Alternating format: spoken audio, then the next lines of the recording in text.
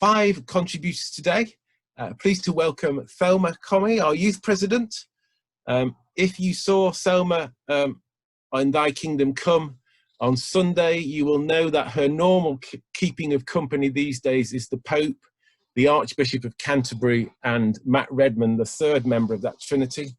So we're delighted she's lowered herself today to come and spend time with us, mere mortals who do that. I'm also pleased to welcome Raj Patte, who's a presbyter in the Stockport circuit. I met Raj first time around about a year ago. I fell in love with the guy. He's got loads to say. He's a really engaging. So I'm looking forward to hearing what Raj has got to say. Special welcome to Alison Ransom, my Learning Network colleague, and also she works in the vocations advisor role for the Connections. Alison's always fabulous. Emma is working for the Evangelism Growth team, talking about transformational leadership and how churches can grow. She'll talk a little bit about that later. And I'm Nigel Pimlott. I've got 2 roles. I work for the Learning Network and also 1 day a week for the Evangelism Growth team.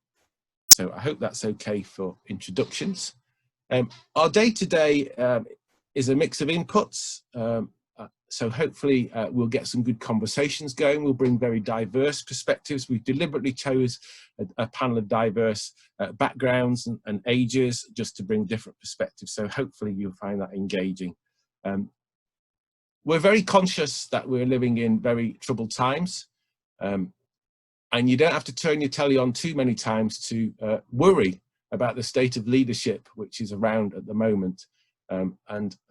We didn't want to ignore the context which is going on. So Raj has very kindly written as a prayer to get us started today. So I'm going to invite Raj to pray that prayer, which should appear on your screen. Over to you, Raj. Thank you, Nigel.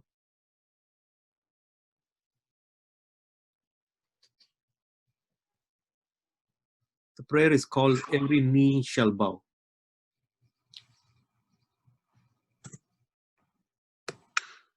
Every knee shall bow in weeping for George Floyd, who lost his breath. Every knee shall bow in protest against the knees of prejudice that put him to death.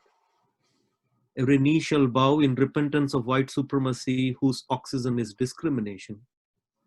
Every knee shall bow in solidarity with those protesters demanding justice in these crime nations.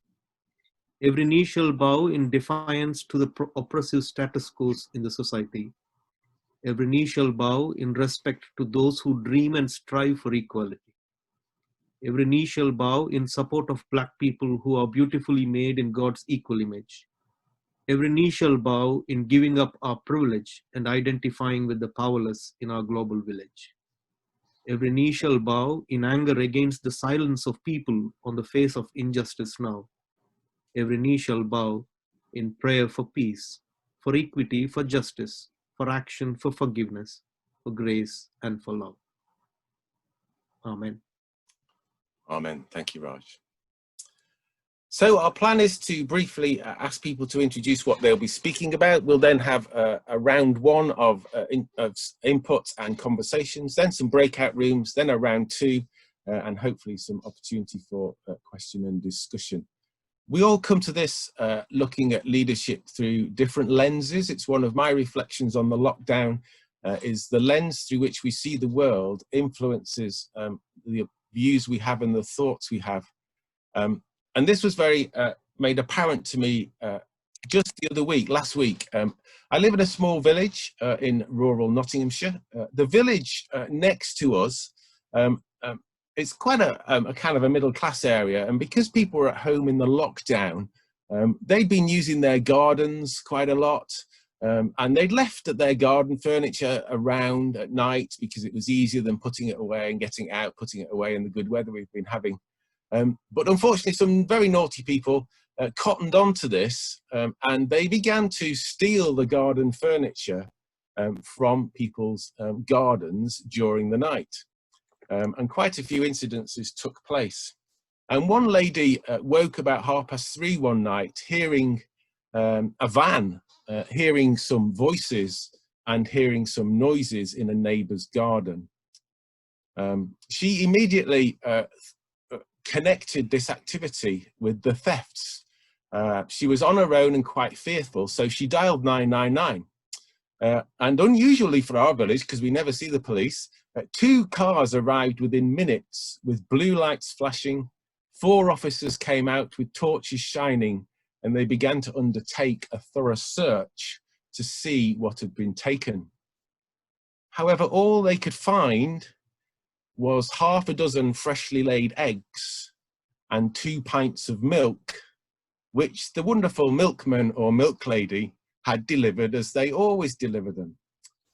I suspect the lady would have been mortified with embarrassment when she discovered what had happened. But the lens which she saw that event through caused her to reach an incorrect conclusion and perhaps a false dawn with a slightly amusing twist to it. So my invitation is that we open ourselves up to where the Spirit may be leading us, and we just recognize the lenses which we see leadership through, and invite God to come into our midst if it's a sense of wanting to move forward to see where we might be going in the future. Because as I often quote Joshua 3, we haven't been this way before. So I'm going to ask each of our 5 people to give us a 1-minute introduction to what they will be talking about today. Alison, would you like to just give us that 1-minute offering of what you're going to say today? Sure. So the heading is Discerning Vocation in this Liminal Space. And I'm going to be suggesting that, firstly, as leaders, our role is to pay attention to our vocation in this liminal space, and that our role as leaders is to help others pay attention to their vocation in this liminal space. And that all of this is to be done in the real, actual life we live, not some imagined better life. And this very moment we're in is a liminal space, a threshold space, a in-betweeny kind of space. Thank you very much. Raj, what are you going to be talking about? You're muted, my friend.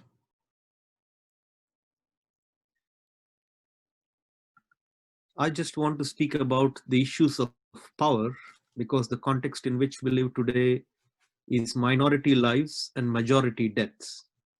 So leadership today calls for us to make a conscious inclusion and also a recognition to know that we live in an infected place and a divided world. So I want to speak about the 3 themes which I earlier heard from Alison in terms of transfer, translate, and transform, and to reimagine leadership, because reimagining leadership today is inviting us not leading by our own history, but leading by our own story. So leadership reimagining in the context of powerlessness. Thank you very much. Tyra, what would you like to offer to us today? I will be offering some reflections on what it's like to be a young leader in this time, and also how I am seeing young people take up leadership. And also just a bit about what type of leadership do young people need? What type of leadership are they craving in a time like this, and moving on. Thank you very much. I do feel sorry for you a little bit, because I bet you were promised travel and global adventures, weren't you? And Tell you. Yeah, so sorry about that. And now here I am in my room. Wonderful. Bless you. Bless you. We love you. Emma, what were you going to be talking about? Are you there, Emma? Oh, Emma might have gone. I am. Sorry, I've been fiddling with the computer. Hi. Yes, it's great to have this opportunity. There's kind of 3 aspects of leadership that I tend to focus on, particularly in my work in the team, around transformational leadership, conflict, teams, and vision. And I guess in this space, what I want to be encouraging people to do is to embrace conflict is perhaps not quite the right word, but perhaps internal conflict, the disruption that we're all experiencing, embracing that uncertainty, to look for skills in our teams, and perhaps people who haven't up till now seen themselves as part of a team, but skills that maybe we don't have, such as live streaming, which I'm trying to do right now. And I have a millennial friend on the end of the email who's helping me. She's part of the team today. And vision, I guess, an opportunity. I would encourage leaders to re-envision in this moment. That's kind of the heart of what I'd like to say into this conversation. Thank you very much. And if we've got time, I'll be offering a few of the skills which I think leaders will need into the future. I'll also be just flagging up some of the elephants in the room as I see them, which are some of the challenges we might have to face, and maybe offering one or two thoughts about how leadership might have traction in a prophetic way as we kind of move forward. So those are our brief introductions. As I say, if you want to use the chat function to ask any questions as we go through, please do that. But without further ado, I'm going to hand over to Alison to introduce and take us forward looking at vocation in liminal spaces. Thanks, Nigel. I think we'll have some PowerPoints to go with this in due course, but I think I want us to talk about vocation being discerned through being attentive to our context, to our role, and to our soul. And in the next few minutes, I want to talk to you as a leader, to invite you to consider the discernment of your calling in this liminal space. But I also want to speak to you as a leader who enables others to discern their callings in this liminal space. So whatever you discern your calling to be, I'm going to be a bit cheeky right at the start.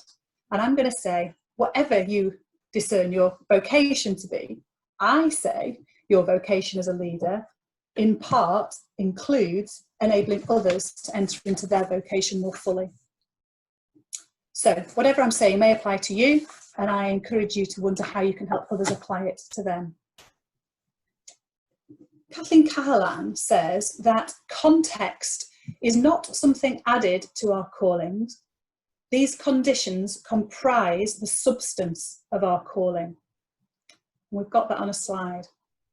So context is not something added to our callings. These conditions comprise the substance of our calling.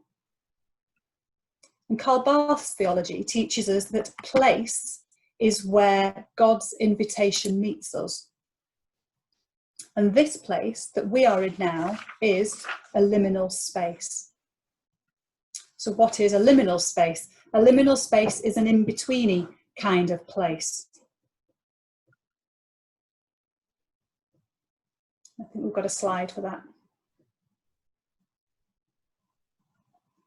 And liminal spaces produce a range of feelings in us, the so-called corona coaster.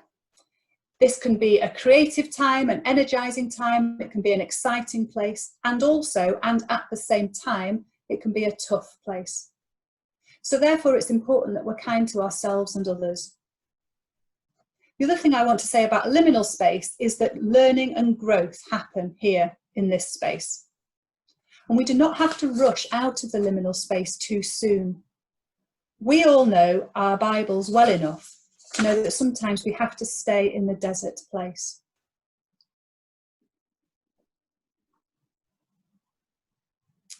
So on our next slide, I just want to wonder a bit with us about how to discern our own role in this liminal space. But before I talk about what our role is, there's one thing I want to say that I think our role isn't. And I think our role isn't to rescue people. And I think our role isn't to restore to people all that they had before. So what is our role? I think our role is about presence as much as it is about action. Being present to our own soul and our own calling, and to enable others to be present to theirs in the context that we're in, is part of our role.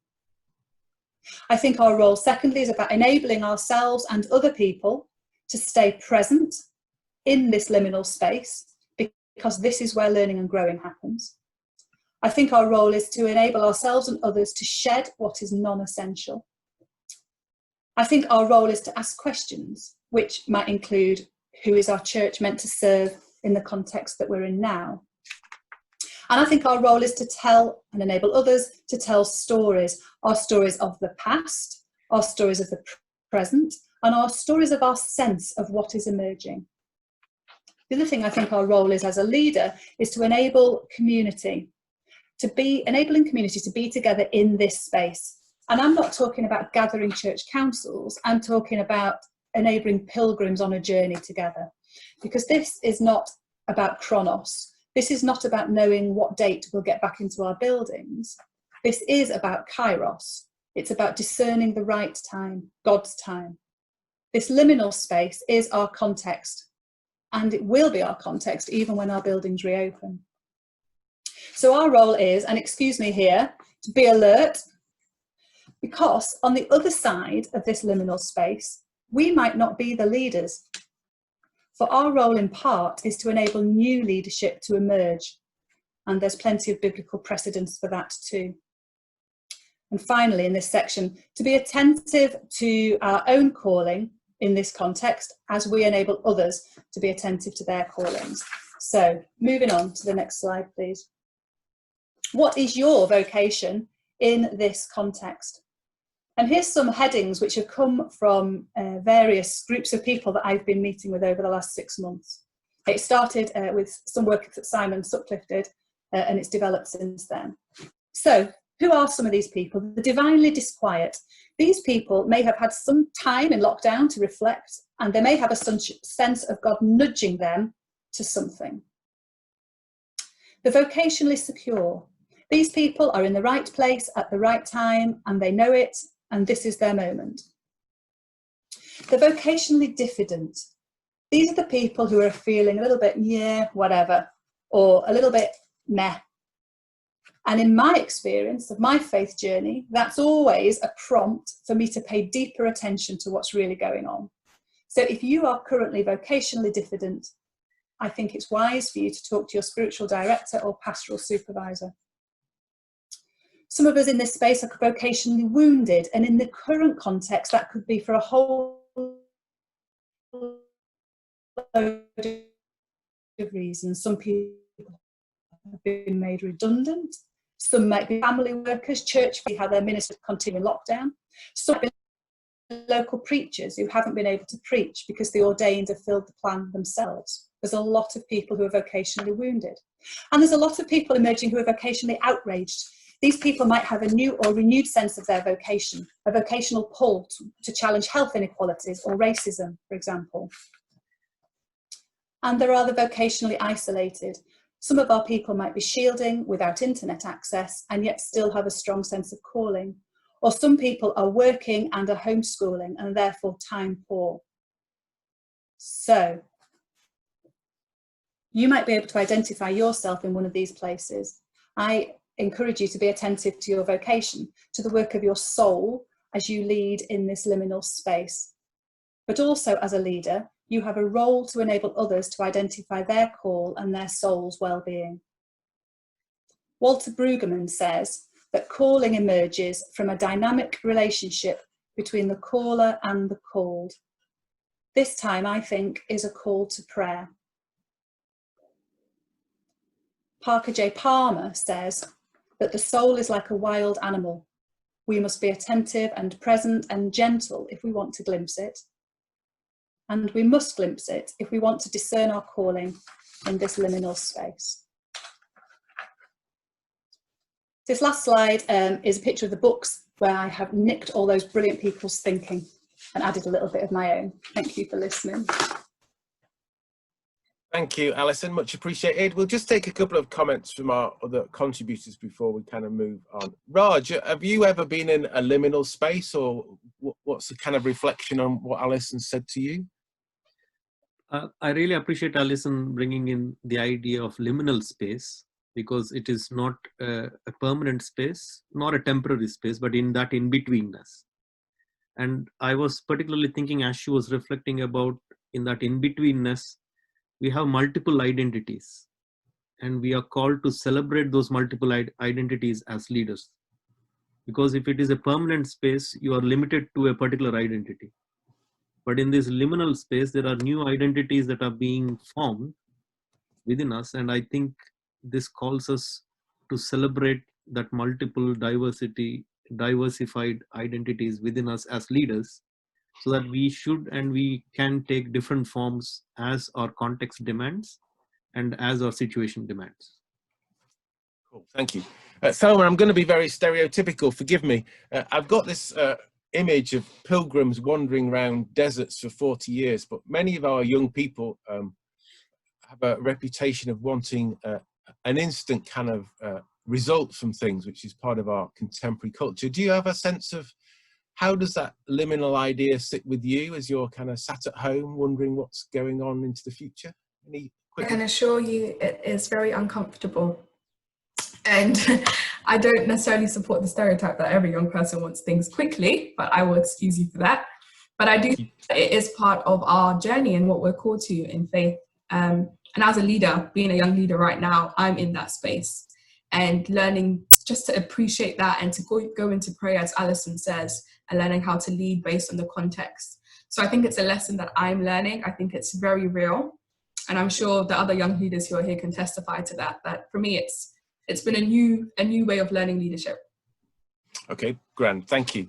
We'll have a chance to dive into this deeper in our breakout room shortly, but I'm now going to ask Raj if he can begin to unpack his views on power in leadership into the future. Yeah, thank you, Nigel. Just in continuation with that liminal space and multiple diversities, I was thinking power and powerlessness is part of any situation. And during this lockdown, as we have all seen acts of kindness within our own communities, so these acts of kindness, as I reflect, are a threat to those in power, because those in power wants a problem and also wants to offer a solution. But the communities, there has always been goodness among our communities. So acts of kindness in a way forms to be a threat to those in power that we see, because the communities by themselves are kind enough and are supporting one another. The other thing I was thinking is in terms of powerlessness should not be seen as a site of doing mission. Sites of margins, sites of vulnerability should not be seen as objects of doing mission in our leadership. We are called to be partners with people on the margins, and leadership now calls for us to be partners, missioning with the margins rather than mission for the margins. So if I have to zero down the word power in our context today, it is all about privilege. Who is the privileged one in our context today? So as I reflect, I want to bring in the leadership of Jesus Christ, who had come down giving up his privilege. Particularly, I see it in his baptism. Why was Jesus baptized? He was baptized, perhaps, I think, to give up the privilege of his maleness, of his Jewishness, of his chosenness, and want to be one with the community to which he has been called. So I would want to see leadership in our times today as to be one with the community, not really having the limelight, but trying to be one with those community in doing acts of kindness. The third thing I see in this context, where minority lives and majority deaths, leadership today is inviting us to recognize the world in which we live today is an infected space. And such a recognition is inviting us to reimagine what leadership is. So in that reimagination, what I see is leadership is among those people who are speaking to the powers, speaking truth to the powers, those people who are exposing the inconvenient truths today. So leadership lies among them, and it is important for us to journey with such people. One of the recent ones I saw at Pentecost was a blasphemy where a president holds a Bible. So are we able to speak truth, and are we able to nurture such leaderships? And in saying that, I have heard previously from Alison these three words about transfer, translate, and transform. And I want to project them as three kinds of models in our leadership today. The model of transfer is just mere reenactment, or to put it in the biblical words, like what was written. So it was written then, therefore I want to do it today. It is mere reenactment of a leadership model. The second model I see is the translate model. People who want to reinterpret, like asking question, what would Jesus do? But for our times, for this liminal space in which we live, and as we move forward, I would want to see this transforming leadership, which for me is a site of reimagination. So it is like, what is Jesus doing today? It is not just what would Jesus do, nor it is not just what was written, but what is Jesus doing today, and that will help me to give up the privilege, identify with the powerless, and try to lead not just because of my history or my privilege, but leading by the story of the community. So therefore, I would want to see such a leadership where we make conscious inclusions of people who are denied to be one on par with others, and try to see that we work with them, through them, and learn from them. So I think I would want a leadership in terms of unlearning what we know and trying to relearn by transforming and reimagining to be a leader relevant for our times today. Raj, thank you very much indeed. Really appreciate that. We will pick up some of those things as we go into our breakout rooms. You will see I've put up 2 questions in the chat function. So we're going to go into breakout rooms. We'll have about 20 breakout rooms, around about 6 people in each, if that's okay, Emma. We've got a couple of questions, one reflecting on what Alison said. As a leader, how do you respond to the liminal space of uncertainty, confusion, fear and possibility? And one which is based on what Raj has offered is, what power dynamics do you see at work in your own context? And who has gained / lost power in lockdown? So I hope that's okay. We will spend about 12 minutes in those breakout rooms. They'll be randomly selected. You will get a warning towards the end of that time when we'll be rejoining. But do make sure someone takes a lead in each breakout room rather than spend 8 minutes thinking about who might say something. If I could encourage you to dive straight into it, that would be fantastic. So we'll come back in 12 minutes or so. Emma's going to now put us in some breakout rooms, which just takes a couple of seconds.